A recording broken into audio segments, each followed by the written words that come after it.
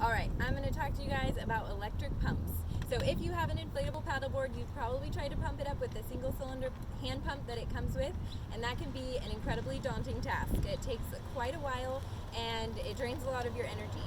So these electric pumps are a great option. To get power, you plug them into your cigarette lighter in your car. It also comes with battery clips, but nobody uses these, so you don't really need them. We're going to plug it into our cigarette lighter.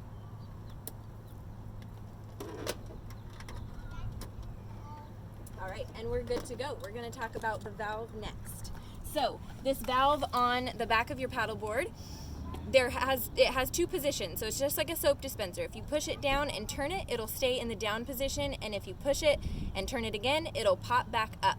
So you want it in the up position to inflate and the down position to deflate. There's a couple boards that are different, but a majority of them are going to do that. So you have your hose, and it has to have the right attachment at the end, so these do come with that, and you're just going to plug it in and turn it so it's nice and tight, and then you're good to go. So on your pump itself, there's a dial, and you're going to turn it to the right PSI. Most boards are 15 PSI, so that's what we're going to set it to, and then push the on button to turn it on.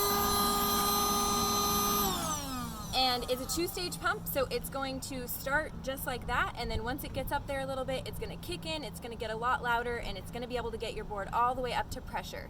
So a common mistake is to have your board not fully inflated when you're out on the water, and if that's the case, your board's going to be really unstable, it's going to be wobbly when you're out there, it's going to drag in the water and just be a lot harder in general to paddle. So make sure that you get your board all the way up to the pressure that it's supposed to be at.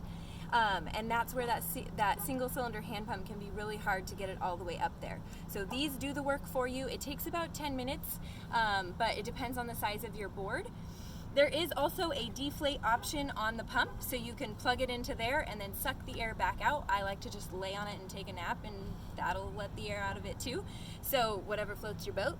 That's about it. If you guys have any questions, you can ask us. We'll help you out. Otherwise, come get yourself an electric pump.